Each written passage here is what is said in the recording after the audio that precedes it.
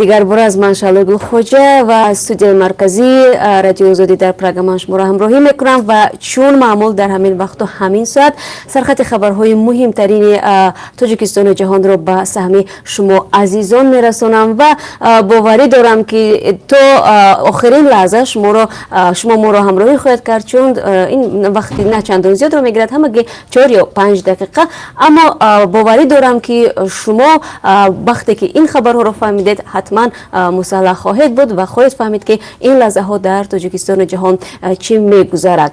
Таҳдиди зиндон дар 73-солагӣ ба зани солхӯрдае дар вилояти Хатлон барои миёнаравӣ дар қочоқи маводи мухаддир муҳлати тӯлонии зиндон таҳдид мекунад.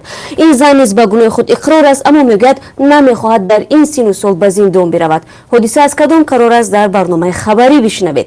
Бомбаи соатӣ дар Тоҷикистон ва барои чӣ Бонки ҷаҳонӣ афзоиши босуръати аҳолӣ дар ин кишварро барои амният хатарнок унвон кардааст. Инам дар ҳолест ки ахиран 9 миллиону шаҳрванди Тоҷикистон чашм ба дунёи ҳастӣ кушод ва тавре ҳам мо мушоҳида мекунем хеле босуръат аҳолии Тоҷикистон зиёд мешавад. Чаро бо вуҷуди коҳиши тундгароӣ дар ҷомеа ва гароиши сокинон ба ҳизбу ҳаракатҳои тундрави исломӣ бахусус дар шимоли Тоҷикистон ҳанӯз ҳам хатарҳои ҷалби сокинон ба созмонҳои фаъолияташон мамнӯъ вуҷуд дорад. Ин масъала дар ҳамоиши дар Соғд матраҳ шуд ва ҳамкорони мо низ дар он ҷо ширкат доштанд. Тафсилотро ба ҳамин зудиҳо мо пешниҳоди шумо хоҳем кард. Зани танҳои тоҷик аз дурбини коргардони ҷавон барои чӣ то ба ҳол дар ҷомеаи Тоҷикистон ба зани танҳо мондан нигоҳи таҳқиромез ва бархурди номуносиб мекунанд. Сарнавишти як чунин зан дар филме инъикос шудааст ки онро як ҷавони тоҷик бо дипломи коргардонӣ ва аммо ҳоло пешхизмат таҳия намудааст. Бо дидани саҳнаҳои ин филм эҳтимолан шумо низ метавонед ба суолҳои зиёде посух бигиред, аз ҷумла ба он ки чаро занони ночор монда қасд ба ҷони худ мекунанд.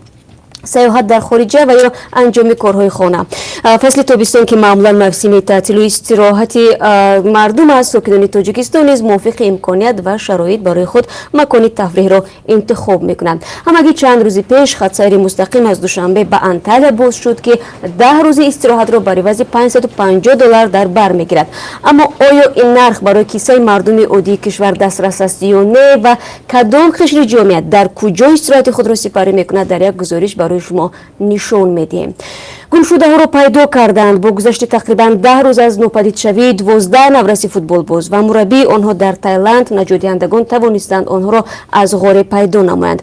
Тафсилоти ин ҳодиса ва ҳамчунин дар бораи вазъи сиҳатии ин наврасон дар барнома барои шумо маълумот хоҳем дод ва ҳамчунин барои шумо азизон дар бораи кӯдаки 8-солаи қисса хоҳем кард ки баъди ҳамагӣ 2 соли таҳсил шаҳодатномаи хатми мактабро ба даст овардааст. Волидайни ин кӯдаки фавқулода дар бораи нақшаҳои фарзандашон чӣ мегӯянд ва қобилияти зеҳнӣ ва ё ба ислоҳи дигар IQ-и ӯ ба чанд имтиёз баробар аст? Ба ин суолҳо баъди тамошои барномаи хабарӣ метавонед посух бигиред ва албатта бо худи ин кӯдак ҳам шинос хоҳед шуд. Хабару гузоришҳои дигари ҷолиб дар пеш аст. Моро дар барномаи хабарии Радиои Озодӣ ки баъд аз 3 соати дигар тақдими шумо мешавад ҳамроҳӣ кунед.